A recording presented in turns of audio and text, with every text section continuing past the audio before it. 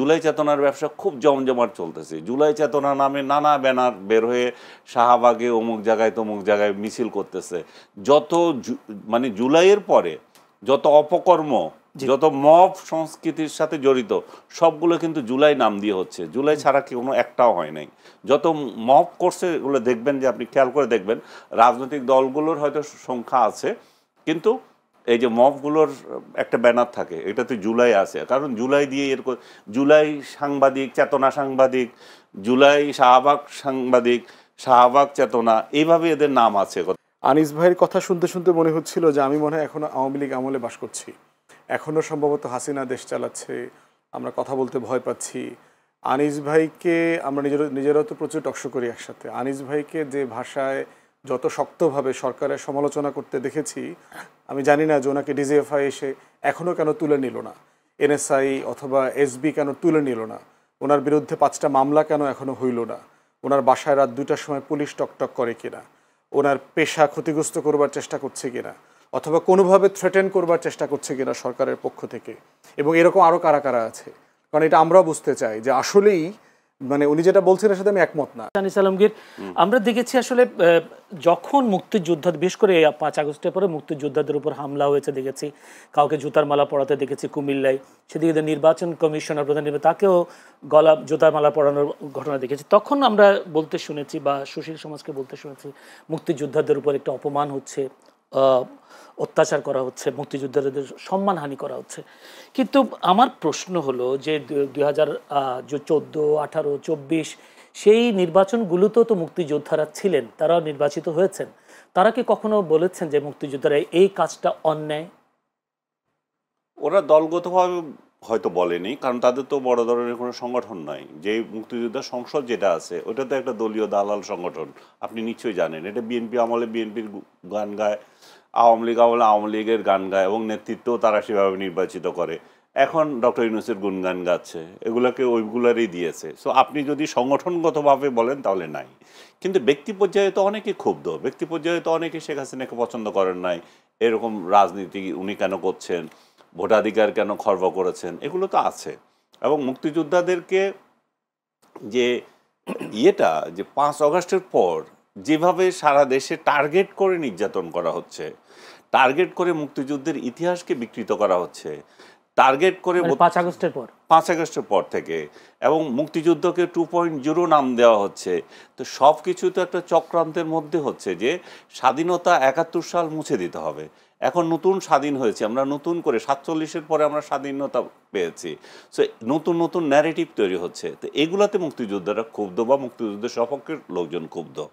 এবং এটাকে যদি চেতনা বলা হয়, যে চেতনার ব্যবসা যদি বলা হয়, তাহলে এটা একটা ভুল কনসেপ্টে যাবে। যেমন জুলাই আলারা যেমন করছে চেতনার, আপনি যেটা বললেন কোথায় জানি জুলাইয়ের একজন চেতনা ব্যবসা করছিল, সে এগুলো হচ্ছে চেতনা। কি তো দোকান থাকে না যে আপনি কিনে নেবেন? চেতনা কি মানে একটা নীতি আদর্শ। সে যদি মুক্তিযুদ্ধের নীতি আদর্শ যদি এগোতে থাকে, আপনার তো সেখানে বলার কিছু নাই। আরেকজন যদি জুলাইয়ের আদর্শে বিক্রি করতে থাকে, জুলাইয়ের আদর্শে উদ্বুদ্ধ হয়ে, সেখানে তো আমাদের কোনো আপত্তির কিছু নাই। কারণ জুলাই নিয়েও তো অনেকগুলো, ফুয়াদ বলছিলেন যে কোনো হয় নাই না, এখানে চেতনার ব্যবসা, যদি জুলাই চেতনার ব্যবসা খুব জমজমাট চলতেছে। জুলাই চেতনা নামে নানা ব্যানার বের হয়ে শাহবাগে অমুক জায়গায় তমুক জায়গায় মিছিল করতেছে। যত মানে জুলাইয়ের পরে যত অপকর্ম, যত মব সংস্কৃতির সাথে জড়িত সবগুলো কিন্তু জুলাই নাম দিয়ে হচ্ছে। জুলাই ছাড়া কি কোনো একটাও হয় নাই। যত মব করছে এগুলো দেখবেন, যে আপনি খেয়াল করে দেখবেন রাজনৈতিক দলগুলোর হয়তো সংখ্যা আছে, কিন্তু এই যে মবগুলোর একটা ব্যানার থাকে, এটাতে জুলাই আছে। কারণ জুলাই দিয়ে এরকম জুলাই সাংবাদিক, চেতনা সাংবাদিক, জুলাই শাহবাগ সাংবাদিক, শাহবাগ চেতনা, এইভাবে এদের নাম আছে কতগুলো, আমি সবগুলোর নাম মনে করতে পারি না। এগুলো সব এমন সব লোকজনরা এগুলোতে আছে, প্রমিনেন্ট কেউ না, কিন্তু তারা সমাজে এখন বড় বড় হত্যাকর্তা হয়ে অন্যকে হুমকি দেয়, এরে দেখিয়ে নিব, ওরে দেখিয়ে নেব। সো চেতনা আমি ওইভাবে দেখি, এটা তো কোনো দোকান না যে এটা ব্যবসা করবে। আর চেতনা এমন একটা জিনিস না যে আপনি লিখে রাখলেন সেটাতে কিছু হয়ে যাবে। জুলাইয়ের পরে 5 আগস্টের পরে চেতনা দেখছেন নাকি আসলে এর আগেও কোনো চেতনা ব্যবসা ছিল? চেতনা ব্যবসা অবশ্যই ছিল, আওয়ামী লীগ আমলও ছিল, এই আমলও ছিল। কিন্তু বিষয়টা হচ্ছে যে আপনার কেন চোখে লাগছে, চোখে লাগছে কারণ নতুন স্বপ্ন, নতুন বাংলাদেশ। নতুন বাংলাদেশ না, চোখে লাগছে কারণ হচ্ছে যে একটা গোষ্ঠীকে আপনি টার্গেট করছেন। জুলাই চেতনা আওয়ামী লীগ বিক্রি করেছে তার ইয়েতে, এখন লোকজন বলতেছে যে আওয়ামী লীগ যে জুলাই চেতনা বিক্রি করেছে, মুক্তিযুদ্ধের চেতনা যে বিক্রি করেছে, দ্যাট ওয়াজ রাইট। কারণ এখন দেখা যাচ্ছে যে 5 আগস্টের পরে দেখা যাচ্ছে যে আওয়ামী লীগ ছাড়া মুক্তিযুদ্ধের চেতনা নিয়ে কেউ কথাও বলে না। বিএনপি আজ মুক্তিযুদ্ধের একটা দল, সেখানে একজন শহীদ প্রেসিডেন্ট জিয়াউর রহমান বাংলাদেশের স্বাধীনতার ঘোষক বলা হয়, কিন্তু তার দল মুক্তিযুদ্ধ নিয়ে কোনো কথা বলে না। মুক্তিযোদ্ধাদের অপমান নিয়ে, বঙ্গবন্ধুকে অপমান নিয়ে, 32 নম্বর ভাঙ্গা নিয়ে তারা কোনো কথা বলে না। তারা বরং রুমিন ফারহানা তো আর দলীয় না, এটা তো দল থেকে বলছি, যেমন দল যে আফল করা, সেটাকে তারা ইয়ে করছেন না।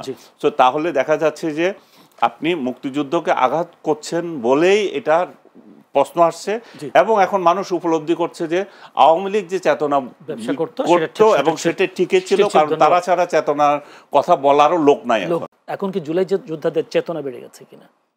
ধন্যবাদ। প্রশ্ন হচ্ছে যে একটা জিনিস আসলে খুব অর্কেস্ট্রেটেড ওয়েতে ব্যবসা আকারে কেনাবেচা হচ্ছে কিনা সেটা বলবার জন্য হচ্ছে যে আপনার একটা পারসিস্টেন্ট এফোর্ট দেখাইতে হবে, যে একটা জনগোষ্ঠী কন্টিনিউয়াসলি এইটা নিয়ে কবিতা লিখতেছে, গান লিখতেছে, আবৃত্তি করতেছে, নাটক সিনেমা বানাইতেছে, বুদ্ধিজীবীরা টকশোতে এগুলো নিয়ে কথা বলছে। এইরকম একটা অর্কেস্ট্রেটেড এফোর্ট আছে কিনা 24কে নিয়ে কেনাবেচা করবার, 24কে নিয়ে ব্যবসা বাণিজ্য করবার, 24কে ঘিরে পুঁজি তৈরি করার এবং টাকার মালিক হওয়ার, সেটা তো আমরা দেখতে পাচ্ছি না, যেটা আমরা আওয়ামী লীগের আমলে 71কে নিয়ে দেখেছি, 71 ব্যবসা। তো সেই জায়গাতে আমার কাছে মনে হয়েছে এগুলো খুবই বিচ্ছিন্ন ঘটনা, বাট স্টিল এই ব্যাপারগুলোতে আমাদের কালেকটিভলি সবাইকে বলতে হবে যে কোনো চেতনা ব্যবসার রাজনীতি বাংলাদেশে চলবে না। যেই কাজটা ন্যায় সেটার জন্য আপনি কথা বলবেন, যেটা অন্যায় সেটার বিরুদ্ধে কথা বলবেন। আনিস ভাইয়ের কথা শুনতে শুনতে মনে হচ্ছিল যে আমি মনে হয় এখনও আওয়ামী লীগ আমলে বাস করছি, এখনও সম্ভবত হাসিনা দেশ চালাচ্ছে, আমরা কথা বলতে ভয় পাচ্ছি। আনিস ভাইকে আমরা নিজেরাও তো প্রচুর টকশো করি একসাথে। আনিস ভাইকে যে ভাষায় যত শক্তভাবে সরকারের সমালোচনা করতে দেখেছি, আমি জানি না যে ওনাকে ডিজিএফআই এসে এখনও কেন তুলে নিল না, এনএসআই অথবা এসবি কেন তুলে নিল না, ওনার বিরুদ্ধে 5টা মামলা কেন এখনও হইল না, ওনার বাসায় রাত 2টার সময় পুলিশ টকটক করে কিনা, ওনার পেশা ক্ষতিগ্রস্ত করবার চেষ্টা করছে কিনা, অথবা কোনোভাবে থ্রেটেন করবার চেষ্টা করছে কিনা সরকারের পক্ষ থেকে, এবং এরকম আরও কারা কারা আছে।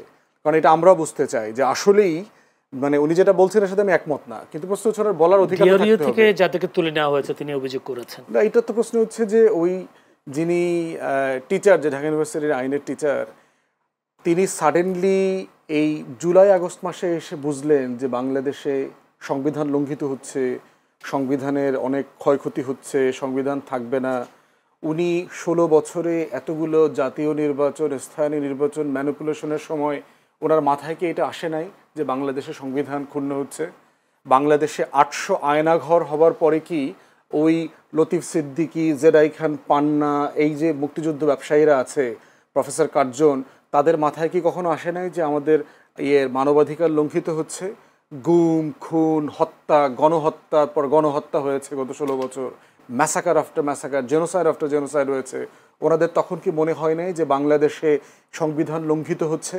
ওনাদের মনে হয় নাই যে ক্ষমতার উৎস জনগণ বলবার পরেও বাংলাদেশে সেই জনগণকে আওয়ামী চেতনা দ্বারা আবৃত্ত করে রাখা হয়েছে? ওনাদের মনে হয় নাই যে শত শত বিলিয়ন ডলার প্রতি বছর লুটপাট হচ্ছে কিন্তু সংবিধান লঙ্ঘিত হচ্ছে? ওদের কাছে মনে হয় নাই? সাডেনলি কেন গত জুলাই আগস্টে এসে ওনাদের মনে হইতেছে যে আমাদের তো এই সংবিধান নাই, সংবিধান লঙ্ঘিত হচ্ছে, অত কিছু একটা করা দরকার? প্রশ্ন হচ্ছে এইটা হইল প্রপার চেতনা ব্যবসা, এবং চেতনা ব্যবসা করে নগদে তারা ধরা খাইছে। ব্যবসাটা করতে গিয়ে ভুল টাইমে ব্যবসাটা করছে, এমন একটা সময় এই ব্যবসায় পুঁজি ইনভেস্ট করছে যেই সময় এই ব্যবসাতে ভাটা চলতেছে, জোয়ারের জমানাতে ছিল না। এবং এরা সবাই কোনো না কোনো ফর্মে কিন্তু গত রেজিমের বেনিফিশিয়ারি, ডাইরেক্টলি ইনডাইরেক্টলি কোনো না কোনো ফর্মে বলেন। এই লতিফ সিদ্দিকী, উনি তো এই সরকারের এমপি মন্ত্রীও ছিলেন, চাকরি চলে গেছে, যদিও বলা হয় এক কারণে চাকরি গেছে, আসলে চাকরি গেছে অন্য কারণে, জয়ের সমালোচনা করছে, জয়ের লুটপাট নিয়ে কথা বলছে। তাহলে এই বেনিফিশিয়ারিরা সাডেনলি যে ব্যবসায়ী করছে, আপনি রংপুরের যে ঘটনাটা বললেন সেটার সাথে যদি এই ঘটনাটা মিলান, আগের ঘটনাটা হইল প্রপার চেতনা ব্যবসা 71-এর, আর এই ঘটনাটা হলো একটা বিচ্ছিন্ন ঘটনা। কিন্তু আইন শৃঙ্খলা বাহিনী তাদের বিষয়টাকে আইনগতভাবেই মানে অ্যাড্রেস করতে হবে। আইন যেন কোনোভাবে লঙ্ঘিত না হয়, কারণ অধিকার যদি কোনোভাবে লঙ্ঘিত হয়ে থাকে সেই বিচার, সেই ব্যবসাগুলো যেন, ব্যবসার পাশাপাশি বিচারটা যেন রাষ্ট্র এনশিওর করে, ওইটা আমরা চাইবো। আমার একটা প্রশ্ন করি ব্যারিস্টার ফুয়াদ, সেটা হচ্ছে জুলাই আন্দোলনে যারা ছিলেন এবং তারা যে স্বপ্ন দেখেছেন, যারা দেশের মানুষকে যে স্বপ্ন দেখানো হয়েছিল, এখন যে পরিবেশ পরিস্থিতি, আইন শৃঙ্খলা বলেন, এই যে মব তৈরি করে মাজার ভাঙা থেকে শুরু করে সব কিছু, এখন আনিস আলমগীরও ঠিক একই কথা বলছেন যে যারা আন্দোলন করেন তারা এখন ফ্রাস্ট্রেশনে ভুগছেন, তারা বলছেন এই আন্দোলন করা ঠিক হয়নি। আপনি কি বলবেন? না, এটা মনে করলে তো সারা দেশের মানুষ আবার নেমে আসতো। গত বছর যারা আন্দোলন করেছে, বর্ষপূর্তি পালন করলো, সাডেনলি যদি দেশের মানুষের মনে হয়ে থাকে যে না, আন্দোলন করে তো আমাদের কিছু আশা পূরণ হয় নাই, তারা লাখে লাখে কোটিতে কোটিতে রাস্তায় নেমে আসুক, প্রতিবাদ জানাক। গতকালকে আপনি একটা জরিপ দেখেছেন, ইনোভেশন একটা জরিপ করেছে, সেইখানে একটা মানে মানে ম্যাসিভ মেজরিটি বলেছে যে এই সরকারের উপর তাদের আস্থা আছে, তারা নির্বাচন চায়, ফেব্রুয়ারিতে নির্বাচন দেখতে চায়, ভোট দেখতে চায়। ওভারঅল এই সরকারের উপরে যে কনফিডেন্স লেভেল, সেইটা নষ্ট হওয়ার মতো কোনো ঘটনা ঘটে নাই এখন পর্যন্ত। প্রত্যাশা এমন একটা জায়গা, এটা একটা কন্টিনিউয়াস প্রসেস। আনিস ভাইদেরকে মাথায় রাখতে হবে, আওয়ামী লীগ গত 16 বছরে যা যা ধ্বংস করে দিয়ে গেছে, সাডেনলি 1 বছর 13 মাসে এসে তার প্রত্যেকটা ভবনকে উচ্চ স্কাইস্ক্রাইপার বানানো সম্ভব না, এটা প্র্যাকটিক্যাল না। কিন্তু প্রশ্ন হচ্ছে রুট ঠিক আছে কিনা, যাবার পথ ঠিক আছে কিনা, সেখানে এই যাবার জায়গাগুলোতে কোনো ভুলভ্রান্তি হচ্ছে কিনা, বাড়াবাড়ি হচ্ছে কিনা, সেটা নিয়ে কন্টিনিউয়াসলি আমাদের ক্রিটিক করতে হবে, কন্টিনিউয়াসলি সমালোচনা করতে হবে। কিন্তু আপনি যদি বলেন যে আমার আমার আমার আমার হাজার হাজার লক্ষ লক্ষ এমপ্লয়মেন্ট কেন হচ্ছে না, আপনি একটা ইকোনমিকে ধ্বংস করে মাটিতে মিশাই দিয়ে গেছেন, আর মিশানোর পরে আপনি দাবি করছেন যে কই আমার এখানে জব হচ্ছে না কেন। একটা কান্ট্রিতে কখন এফডিআই আসে, কখন বিদেশি বিনিয়োগ আসে, কখন এখানে জব ক্রিয়েট হয়, এটা তো একটা প্রসেস আছে। এখানে তো আলাদিনের চেরাগ নাই যে ইনুস সাহেব ওনার চেরাগটা, ল্যাম্পটা অন করে দিচ্ছে আর এখানে লাখ লাখ জব তৈরি হয়ে গেছে। এইখানে কন্টিনিউয়াসলি গত 4 বছর ধরে এফডিআই মানে নাই, ক্লোজ টু জিরো। এখানে আপনার রিজার্ভ গত 5-7 বছর থেকে জিরোতে ছিল। গত 4 বছর পরে প্রথমবার দেখলাম এই মাসে আমার রাষ্ট্রের ব্যালেন্স অফ পেমেন্ট দিতে, লেনদেন, বিদেশি দেনা পাওনা শোধ করতে তাকে স্ট্রাগল করতে হয়নি, তার সাফিসিয়েন্ট ফান্ড আছে। তাহলে এইরকম একটা জায়গায় আমি বিদেশি বিনিয়োগ কীভাবে আশা করব, যেখানে গণতন্ত্র নাই, গুম খুনের স্বর্গরাজ্য হয়ে গেছে, আপনি বিরোধী দল নিশ্চিহ্ন করে দিয়েছেন, নির্বাচন ব্যবস্থা ধ্বংস করে দিয়েছেন, দেশে বিদেশে কারো টোটাল 40টা ব্যাংক রেড জোনে চলে গেছে। সেই আলাপটা না তুলে, এসালমের সাথে এসালম যে আমার পুরো ইন্ডাস্ট্রি ধ্বংস করে দিয়ে গেছে, সেই আলাপটা না তুলে আপনি যদি এখন আশা করেন যে এইগুলো থেকে এখন আমাদের ইনভেস্টমেন্ট হচ্ছে না কেন, টাকা তো আছে, ব্যাংকও বলছে সাফিসিয়েন্ট এলসি করবার মতো, ইনভেস্টারদেরকে দেওয়ার মতো টাকা আছে, কিন্তু ইনভেস্টার তো নাই। আপনার টোটাল প্রসেস তো ডিসরাপ্টেড হয়ে গেছে। টোটাল এই অলিগার্ক চোর, এই চোরেরা তো এখন ঘুরে বেড়াইতে পারছে না, তারা তো একটা মানে গা ঢাকা দিয়েছে, শেল্টার খুঁজতেছে। কদিন আগে দেখলাম যে বড় বড় আওয়ামী চোররাও দেখলাম বিভিন্ন মিটিংয়ে বড় বড় রাজনৈতিক দলের পাশে দাঁড়ায় দাঁড়ায় ফটো সেশন করছে। এইটা সময় লাগবে, দুইটা কাজ করছে। আর একটু মুক্তিযুদ্ধকে কেউ কেউ বিলুপ্ত করবার চেষ্টা করছে, কি বলবেন? প্রশ্ন হচ্ছে যে এটা আনিস ভাই তার পরের স্লটে কাইন্ডলি বলবেন যে আসলে মুক্তিযুদ্ধকে ছোট করা, হেয় করার চেষ্টা কে করেছে। বাংলাদেশের পুরো ইতিহাস জুড়ে যদি দেখেন, মুক্তিযুদ্ধকে সবচেয়ে বেশি ছোট করেছে আওয়ামী লীগ, শেখ মুজিব, শেখ হাসিনা, শেখ পরিবার।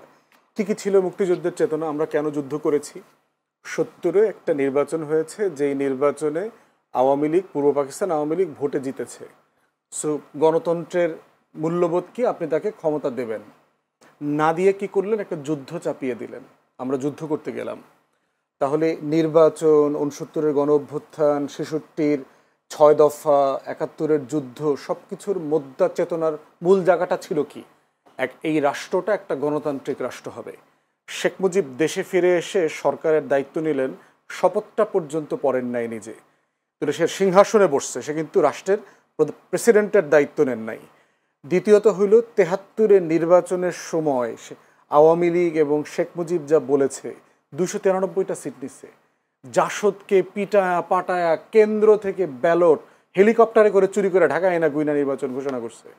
বঙ্গভবনে গিয়া বলছে দেশে কোনো বিরোধী দল নাই, শেখ মুজিব বলছে। যেই শেখ মুজিব বিরোধী দলের রাজনীতি করছে, যেই শেখ মুজিব 14 বছর গণতন্ত্রের জন্য লড়াই করে জেল খাটছে, সে 73-এর নির্বাচনের পরে বলতেছে দেশে কোনো বিরোধী দল নাই। সেই শেখ মুজিব বাংলাদেশে চতুর্থ সংশোধনী করে বাকশাল জাতীয় দল কায়েম করছে। সেই শেখ মুজিব বাংলাদেশে সকল পত্রিকা গণমাধ্যম নিষিদ্ধ করে দিয়েছে। সেই শেখ মুজিব দেশের সকল রাজনৈতিক দল বিলুপ্ত করে দিয়েছে, ইনক্লুডিং আওয়ামী লীগ। আওয়ামী লীগকে সে বিলুপ্ত করে দিয়েছে। তাহলে যেই কারণে আমরা 6 দফাকে আমাদের মুক্তির দলিল বলেছিলাম, যেই কারণে 69-এ গণ অভ্যুত্থান হইল, যেই কারণে পূর্ব পাকিস্তান আওয়ামী লীগকে 70-এর নির্বাচনে মানুষ ভোট দিল, যেই কারণে আপনার 71-এর যুদ্ধ হইল, লড়াইতে এই তাজউদ্দিনের প্রবাসী সরকার সবাই মিলে যুদ্ধ করলো, তার প্রত্যেকটা ফাউন্ডেশন স্টোনকে এই শেখ পরিবার, শেখ মুজিব, আওয়ামী লীগ ধ্বংস করে দিয়েছে 72 থেকে 75-এ। ঠিক একই জিনিস আপনি গত 16 বছরে দেখেন। মুক্তিযুদ্ধের চেতনা কি জিনিস?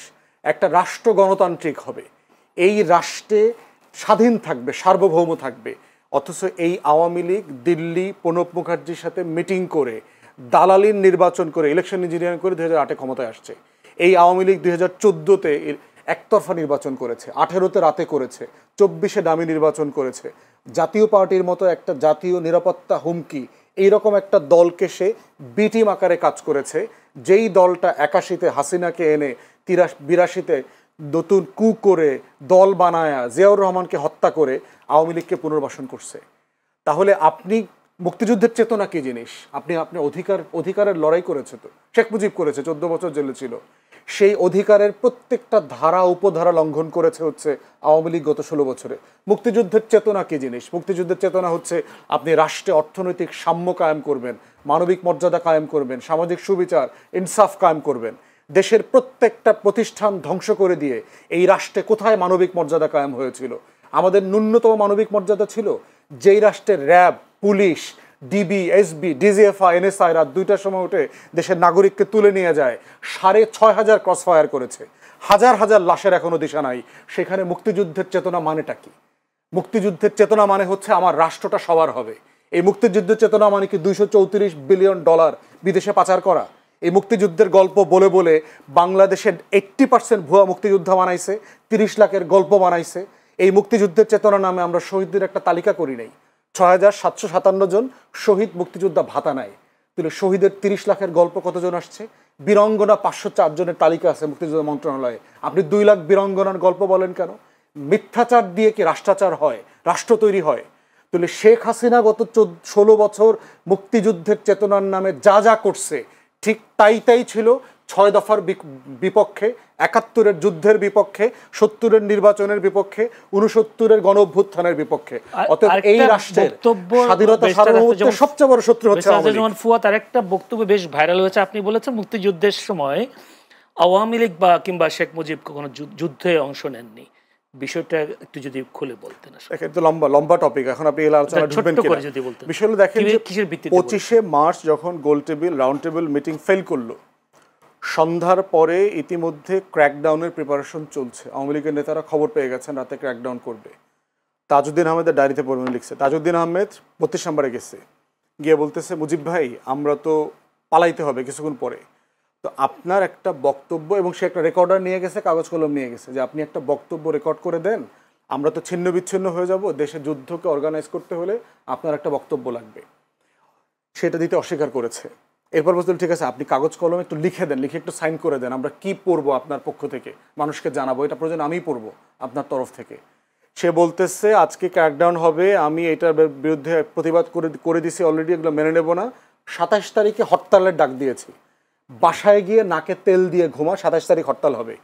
শেখ মুজিব 25 তারিখে পালানোর আগে সে 27 তারিখে হরতালের কর্মসূচি দিয়েছে। অবশ্যই পালিয়েছে। সে ক্যান্টনমেন্টের সাথে অ্যারেঞ্জমেন্ট করেই পালাইছে। ক্যান্টনমেন্ট থেকে গাড়ি আসছে, তার সুটকেস রেডি করে দিয়েছে তার ওয়াইফ, পুরো বর্ণনা আসছে হিস্ট্রির বইগুলোতে দেখেন, সে আস্তে পালায় চলে গেছে। তো এই হলো শেখ মুজিবের যুদ্ধ। পরবর্তীতে দেখেন তাজউদ্দিন আহমেদের ডায়েরিতে এই কথা লেখা আছে, মুজিব ভাই আপনাকে তো কখনো বলতে পারলাম না যুদ্ধটা আমরা কিভাবে করেছি, কিভাবে অর্গানাইজ করেছি। শেখ মুজিব মুক্তিযুদ্ধের গল্প কোনোদিন 71-এর প্রবাসী সরকারকে ডেকে এনে জিজ্ঞেস করেন নাই, কোনোদিন জানতে চান নাই। বহুবার তাকে বলা হয়েছে, সে কোনোদিন মুজিবনগরে যায় নাই। তাজউদ্দিন আহমেদ বারবার রিকোয়েস্ট করছেন, বহুবার বলা হয়েছে যে আসেন মুজিব ভাই একটু আপনি বৈদ্যনাথ তলাটা দেখে আসেন, আমরা ওই পার থেকে পালায় এসে কিভাবে একটা মঞ্চ করে স্বাধীনতার ঘোষণাপত্র দিলাম, আপনাকে রাষ্ট্রপতি ঘোষণা করলাম, এটা তো আপনাকে দেখতে হবে। কোনোদিন যায় নাই সে সেখানে। অতএব সেই বাস্তবতায় দেখতে হবে যুদ্ধটা কারা অর্গানাইজ করছে। যুদ্ধ অবশ্যই তাজউদ্দিন আহমদের নেতৃত্বে বাকি যারা পালিয়ে গেছেন ভারতের সহায়তায়, এবং এই ব্যাপারে দ্বিমত আছে যে আমাদের প্রবাসী সরকার করাটা ভারতে ঠিক হয়েছে কিনা। সেক্টর কমান্ডাররা কিন্তু রাজি ছিলেন না। জেনারেল ওসমানী থেকে সবাই বলেছেন যে আমরা চিটাগং হিল ট্র্যাক্সে করব। যেমন ফুয়াদ আমরা কিছুটা ক্লিয়ার হয়েছে, একটু যদিও একটু জানতে চাই আমি আনিস আলমগীর কাছে, অনেক সময় বা দেওয়া আছে, অনেক সময় পাবেন উনি, অনেকক্ষণ বলেছেন ব্যারিস্টার আসাদুজ্জামান ফুয়াদ। মুক্তিযুদ্ধের ইতিহাস ঐতিহ্য, যদি ব্যারিস্টার আসাদুজ্জামান ফুয়াদের এই অভিযোগের কথা বলি, শেখ মুজিব শেখ হাসিনা শেষ করতে ইতিহাস ঐতিহ্য, কি বলবেন আপনি? প্রথমে আমি বলবো যে ফুয়াদ একটা রাজনৈতিক দলের মহাসচিব, উনি যেভাবে বলছেন এটা তো আমার বলার কিছু না। ওনারা রাজনৈতিক দলের নেতা হিসেবে যা ইচ্ছা তা বলতে পারেন, আমরা বলতে পারি না। আমরা বলতে পারি না বললেই ফুয়াদ আশ্চর্য হচ্ছে, আমাকে কেন হত্যা করা হয়নি, যেটা আমাকে কেন গ্রেপ্তার করা হয়নি, আমি কীভাবে বেঁচে আছি, যেটা নিউ ইয়র্কে পলাতক একটা ইউটিউবার প্রতিদিন এগুলো বলে বেড়ায়, আমি জানি না তার সাথে কীভাবে এই সুর মিলে গেল। সে প্রতিদিন ভিডিও বানায়। আনিস আলমগীর কেন এখনো বেঁচে আছে, তাকে হত্যা করা হয় না কেন? ফুয়াদের কথা বলছি, হত্যার কথা বলি নাই, এটা মিলে গেছে আর কি। হুমকি দেওয়া হয়েছে কিনা আপনি সত্য কথা বলার জন্য সেটা জানতে চাই। এইভাবে যদি ট্যাগের রাজনীতি চলতে থাকে আমাদের করার কিছু নাই। আর আওয়ামী লীগ সম্পর্কে উনি যেগুলো বলেছেন, আওয়ামী লীগের কোনো নেতা কর্মী যদি থাকে তাদেরকে যদি টকশোতে যদি ডাকার আপনাদের সাহস থাকে তাদের কাছ থেকে শুনেন। আমার কোনো ঠেকা নাই যে আওয়ামী লীগ। সাংবাদিক হিসেবে আপনি কি মনে করেন? আমি সাংবাদিক হিসেবে বলবো যে ফুয়াদ একজন রাজনীতিবিদ হিসাবে যে বঙ্গবন্ধুকে নিয়ে যেগুলো বলছেন এগুলো খুবই শিশু সুলভ কথাবার্তা। যে বঙ্গবন্ধু স্বাধীনতা চান নাই, যে লোক জীবনের সিংহভাগ কাটিয়ে দিলেন এই দেশকে স্বাধীন করার জন্য, তিনি স্বাধীনতা চান নাই, উনি ওই রাতে পালিয়ে গেছেন। ওই রাতে উনি খুব ভালো করেই জানেন যে আর্মিরা কাকে চায়, আর্মিরা যদি ওনাকে না পায় এদেশে কেমন ম্যাসাকার করবে, ওনার বলা বহুবার বলেছেন। আমি তাদের আমাকে করেছে বলছে, আমাকে ওরা ওদের টার্গেট, আমি যখন ধরা পড়বো তখন আর বিষয় না। আর উনি যদি পালিয়ে যেতেন তাহলে পাকিস্তান এই ন্যারেটিভ তৈরি করতে যে দেখো ভারত এটা করছে, ভারত থেকেই আমাদের এই হচ্ছে মুজিব হচ্ছে ভারতের চর, এইভাবে যেটা এখনো এরাও বলে মুজিব হচ্ছে ভারতের চর, এভাবে এরা এখনো মানে দুঃখে ফেটে যায়, ওদের কলজা ফেটে যায় যে কীভাবে এই সোনার পাকিস্তান থেকে আমরা পাকিস্তান থেকে আমরা আলাদা হয়ে গেলাম। সে এদের এরা এই যে যারা 2.0 স্বাধীনতা, তো এইটা নিয়ে নতুন করে কিছু বলার নাই। শুধু আমি একটা সংশোধনী দিতে চাই ফুয়াদকে নিজে জানার জন্য। এই যে 71 এই যে 25শে মার্চের রাতে বঙ্গবন্ধু যে স্বাধীনতার ঘোষণা দিয়েছেন সেটা আমার ফ্যামিলি সাক্ষী, অন্য কেউ না। আমার চাচা, উনি চিটং ছাত্রলীগের নেতা বখতিয়ার উদ্দিন চৌধুরী, উনার নেতা হচ্ছেন জহুর আহমেদ চৌধুরী। রাত 12টার পরে তারা মাইকিং করেছেন রিক্সা নিয়ে, বলে যে তোমরা যাও, বঙ্গবন্ধু স্বাধীনতা ঘোষণা করেছে। এটা রাত 12টার পরে এটা তারা সারা চিটং শহরে মাইকিং করেছে, বঙ্গবন্ধু স্বাধীনতার ঘোষণা দিয়েছেন। এখন এটা কিভাবে দিয়েছেন, এটি ওহি থেকে পাইছেন না পাইছেন সেগুলো আমি জানি না, বাট উনি দিয়েছেন। এবং পরের দিনের ইন্টারন্যাশনাল পত্রিকাগুলোতে বঙ্গবন্ধু স্বাধীনতা ঘোষণা দিয়েছেন, এগুলো তো আছে, এগুলো তো ডকুমেন্টেড। এগুলো নিয়ে তর্ক করার সময় ব্যয় করা। তাজউদ্দিন আহমেদের ডায়েরি তো, তাজউদ্দিনের ডায়েরি কি না আছে, কে কীভাবে প্রকাশ করছে, তাজউদ্দিনের কি, সেটা নিয়ে আমি ইয়ে করবো না। আমি যেগুলো আমি দেখছি আমারগুলো আমি দেখছি, আমি আমারগুলো বলতেছি, আমার ব্যক্তিগত অভিজ্ঞতা থেকে বলছি, আমার সংবাদপত্রের ইতিহাস থেকে বলছি। কার ডায়েরিতে কে কী গল্প লিখলো সেটাতে আমি যাচ্ছি না।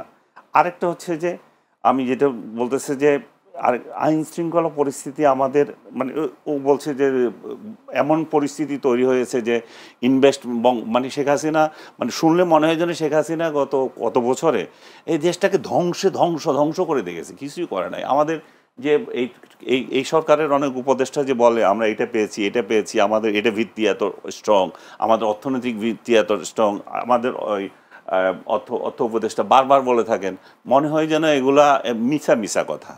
এবং ডক্টর ইউনূস ধ্বংসস্তূপ থেকে উনি 71-এর স্বাধীনতা যুদ্ধের পরে মানে 72-এ ক্ষমতা নিয়েছেন, ক্ষমতা নিয়ে এখন এমন একটা বানাচ্ছেন যে কিছু, এই দেশ তো কিছুই ছিল না, আর্মি ছিল না, ছিল না, উনিই বানাচ্ছেন সব কিছু, তাতে হয়ে গেছে।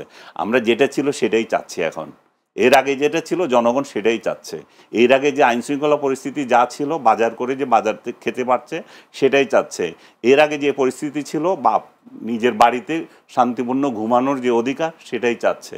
আমরা এই সরকার যদি কিছু কাজ করে থাকে, গুম এবং খুন তো হচ্ছে, অহরহ হচ্ছে, গুমের যে বিষয়টা ছিল, গুম কালচার, যেটা যে আয়নাঘর কালচার, এটা ছাড়া, এবং ক্রস ফায়ার, 2-1টা হয়েছে ক্রস ফায়ার, ক্রসফায়ার এবং গুম ছাড়া এই সরকারের আর কোনো দৃশ্যমান কোনো কাজ নাই। ধ্বংস কত প্রকার এবং কি কি এই সরকারের আমলে মানুষ উপলব্ধি করছে। সমাজকে যে টুকরা টুকরা করে দিয়েছে, একজনের ভাই ভাই লাগাচ্ছে, রাজনৈতিক ঘরে ঘরে রাজনীতি লাগিয়ে দিয়েছে, এই সরকারই সব করেছে। এখন এই ফুয়াদ বলছিলেন যে গতকালও একটা অর্গানাইজেশন দিয়েছে যে ৭৮% তার সরকারের মানে প্রশংসায় মানুষ উচ্ছ্বসিত। ওই অর্গানাইজেশনের একজনের সাথে কথা হয়েছে, আমার ভাইয়ের কথা হয়েছে, তারা বলছে যে প্রথম আলো তাদের এই রিপোর্ট যেটা সেটাকে বিকৃত, তারা বুঝেই নাই এটা কিভাবে উপস্থাপন করেছে, সেটাতে একটা হচ্ছে মানে ভুয়া বলে তারা প্রমাণিত, ভুল তথ্য, মানে কিভাবে জরিপ করতে হয় সেই বিশ্লেষণ তারা করতে পারে না, সেই কারণে এটা হয়েছে। আরেকটা বিষয় হচ্ছে যে এত হাস্যকর, আমি ওইটাকে আরো বলবো যে সেটা প্রেস সচিবকে পাশে নিয়ে ঘোষণা করছে। তো প্রেস সচিবকে পাশে নিয়ে যখন এই সরকারের গুণগান গাইবে কেউ বা একটা অর্গানাইজেশন জরিপ করবে, তাতে বুঝতে হবে যে এগুলার কোথায় অরিজিনাল, এদের প্রাণভ্রমরা কোথায় এবং কেন এগুলা করতেছে। বাংলাদেশের আইন শৃঙ্খলা যখন এই পরিস্থিতিতে, এবং বলছে যে আমাদের রিজার্ভ আছে কিন্তু আমাদের ইনভেস্টমেন্ট হচ্ছে না, বাইরে থেকে আসছে না, বাইরেরটা বাদ দেন রে ভাই, আপনার আশেপাশে আপনি জিজ্ঞেস করেন যে আপনার বন্ধু বান্ধব যারা আছে তারা ইনভেস্ট করছে কিনা, তারা তো করছে না। কেন করবে? কারণ সে তো নিরাপত্তা পাচ্ছে না। ওইখানে তো চাঁদাবাজরা যাচ্ছে, ওখানে বিএনপির চাঁদাবাজ যাচ্ছে, জামাতের চাঁদাবাজরা যাচ্ছে, অন্য তো এনসিপির চাঁদাবাজরা যাচ্ছে। এত চাঁদাবাজকে দিয়ে তো সে ব্যবসা করতে পারবে না। আগে তো একটা চাঁদাবাজির একটা কোটা আছে যে আমি কত % চাঁদা দেব, এখন তো 3 গ্রুপ আসতেছে, তারপরে এক দলেরও আবার 3 গ্রুপ যায়। আমি কথা বলতেছি যে ভাই বিএনপি থেকেই যায় 3 গ্রুপ, কারে চাঁদা দেবো, কিভাবে করতে? এখন ইনভেস্টমেন্ট না করে তারা এইভাবে বসে আছে, এই জন্যই বসে আছে। এই জন্যই আমরা চাচ্ছি যে যেই দলই আসুক, একটা ফেব্রুয়ারিতে যে আপনারা নির্বাচনের তালবাহানা করেন না, ফেব্রুয়ারিতে নির্বাচনটা দিয়ে দেন, ডক্টর ইউনূসকে সহায়তা করেন যে একটা নির্বাচন দিয়ে একটা নির্বাচিত সরকার আসুক, দেশের মধ্যে একটা শান্তি যাতে আমরা চাই। আমরা চাই যে যেই রাজনৈতিক দলকে জনগণ পছন্দ করে, সেটা যেই আদর্শের হয়ে থাকুক, জনগণের ভোটে আসবে তারা, কিন্তু আপনারা নিশ্চিত করেন যে ভোটটা যাতে ফেয়ার হয় এবং মানুষ যাতে নিরাপদে ভোট দিতে পারে। আরেকটা বিষয়, আপনারা তো ধরেই নিয়েছেন জামাত আপনারা ছাড়া তার কাউরে আনবেন না, তবুও সুখে থাকে না আপনারা। আওয়ামী লীগের ভোট দিয়েন না, জামাতকে ভোট দিতে দিয়েন না, জামাত না, জাতীয় পার্টিকে ভোট দিতে দিয়েন না, নিজেরা ভোট করে তবু একটা সরকার আনেন, তবু একটা চেহারা আমরা দেখি যে কী ধরনের সুখের নহর আপনারা কিভাবে বয় দিতে পারেন। সেই জিনিস জাতির একটু জানার দরকার আছে। জাতি এটা এই জন্যই চায় যে তারা যে পরিস্থিতিতে পড়েছে, যেটা যে 5 আগস্টের পর থেকে যারা যে মানে আগে ছিল, এটা বলে কড়াইতে ছিল, তারপর এখন আগুনে পড়ে গেছে, এই পরিস্থিতি থেকে মানুষ উত্তরণ চায়, জনগণ উত্তরণ চায়। জনগণ, আপনারা রাজনীতি করেন, আপনাদের আরো বেশি বোঝা উচিত জনগণ কি চায়। জনগণ তো বলতেছে, আপনারা জনগণের কাছে যান না, হয়তো জনগণের কথা শুনেন না, আপনারা হয়তো একতরফা শোনেন, হয়তো আপনারা আরেকটা শ্রেণী আছে, ওই শ্রেণীর কাছে যান না, আপনারা ওই গল্পই শুনতে চান যে গল্প আপনাদের ভালো লাগে, যে ডক্টর ইউনূস শান্তিতে রেখেছে আমাদেরকে, ডক্টর ইউনূসের পরে আমরা যারা ক্ষমতায় আসবো তারাও শান্তিতে নহর বইয়ে দেবো। আরেকটা বিষয়, যেতে জুলাই সনদ নিয়ে যেই পেঁচাল চলতেই আছে, এটা ওনারা সমাধান করতে পারছে না, দিনের পর দিন বৈঠক করে, এখন হেলিকপ্টার করে যে উড়োজাহাজে করে গেছে নিউ ইয়র্কে, সে জানি না যাওয়ার পথে সে সলা পরামর্শ কিছু করছে কিনা, ওইখানে গিয়ে 3 দলের যে নেতাকে গার্ড হিসাবে নিয়ে গেছে, সেফ গার্ড, যে ডিম মারলে যাতে ওদের গায়েও পড়ে, সেই পরিস্থিতি কালকে রাত থেকে দেখতেছি। সেফ গার্ড কালকে রাতেই তো দেখতেছি, সেটা দেখা যাচ্ছে যে আওয়ামী লীগ বিএনপি রাস্তায় নেমে করছে। আগে এটা আওয়ামী লীগে করতো, এখন বিএনপি বলতেছে আমাদের মহাসচিব আসতেছে, সো আমরা তো ছেড়ে দেবো না আমাদের মহাসচিবকে অপমান করা। সো মুখোমুখি বাংলাদেশকে বহির্বিশ্বেও নিয়ে গেছে, এক ধরনের ঝগড়া ফ্যাসাদের জাতি আমরা, এটা এখন ইন্টারন্যাশনালি নিয়ে গেছে। এবং ডক্টর ইউনূস সুচারুভাবে এটা তার যাওয়ার বিদায় বলে, আমি জানি না বিদায় কিনা, মানে তার শেষ বলতে পারি এটা, সালামগীর, এটাকে বিদেশে কেন বলছেন? শেখ হাসিনার সময় তো আমরা দেখেছি শেখ হাসিনা নিউ ইয়র্ক গেলে সেখানে বিএনপির আন্দোলন আমরা করছে, আবার বিএনপিও করছে। বিএনপি যখন খালেদা জিয়া ক্ষমতায় ছিল তখন করছে, আমি নিজে চোখে দেখে এসেছি এই কালচার। কেবল ডক্টর ইউনূসকে দোষ দেওয়া তো ঠিক না, ডক্টর ইউনূসকে দোষ দেওয়া যে এই লেভেলে ছিল না। কারণ হচ্ছে যে ওই সময়ে তারা দেশে অন্তত কথা বলতে পারতো রাজনৈতিক দলগুলো। এখন তো এখানে তো কথা বলার কোনো শক্তি নাই দেশের মধ্যে বিরোধীদের বা বিএনপি আওয়ামী লীগের। তো তারা সর্বোচ্চ প্রয়োগটা তাহলে বাইরে করছে, এবং বাইরে তারা যে রাজনৈতিক দলগুলো যে দোকান খুলে রেখেছে, সব কটা রাজনৈতিক দল, এগুলো কিন্তু সাংবিধানিকভাবে এটাকে অ্যালাউ করে না, আমাদের আরপিওতেও এটা অ্যালাউ করে না, কিন্তু ওনারা এটা খুলেছেন বিশেষ বিশেষ প্রয়োজনে। এখন মনে হচ্ছে যে এটা যথার্থই ছিল। তাহলে কারণ হচ্ছে দেশে যখন কথা বলতে পারি না, তাহলে বিদেশে কথা বলবো। আমি জুলাই সনদের কথা বলছিলাম যে ওনারা যে সনদটা তৈরি করছেন, যে পবিত্র গ্রন্থ বানাচ্ছেন, সেই পবিত্র গ্রন্থ লিখিত থাকলে হবে, এটা ধারণ করবে কে? এই চোর বাটপার যদি একই রকম থাকে, যদি এই কর্তৃত্ববাদী শাসন একই রকম থাকে, যদি আমাদের মেন্টালিটি এটা থাকে যে বিরুদ্ধ মত কেন আছে, তাকে কেন জেলে ধরা হয় না, তাকে কেন মারা হয় না, তো তাহলে এই পবিত্র বাণীগুলো তো দরকার নাই, এগুলো সব আবর্জনা হয়ে থাকবে। ধন্যবাদ আনিস আলমগীর। ব্যারিস্টার আসাদুজ্জামান ফুয়াদ, একটি অভিযোগ তিনি করেছেন, বিগত আওয়ামী লীগ সরকারের আমলে শান্তিপূর্ণ ঘুমের অধিকার ছিল, নিত্য প্রয়োজনীয় পণ্য জনগণের সহনীয় পর্যায়ে ছিল, কি বলবেন? সবসময় ছিল না, বাট কিনে এটা ছিল যে কিনে শান্তিপূর্ণ ঘুম যেতে পারতো, ঘুমাইতে পারে। আরেকটা হচ্ছে যে দ্রব্যমূল্য আওয়ামী লীগ আমলেও কিন্তু অনেক বেশি ছিল, কিন্তু যেটা ভালো যে জিনিসটা ছিল, আমি যে 200 টাকায় জিনিস একটা কিনে বাড়িতে নিয়ে যেতে পারছি, আর এখন 150 টাকা কিনে আমি বাড়িতে নিয়ে যেতে পারছি না। লাভ ক্ষতি এবার আপনি হিসাব করেন।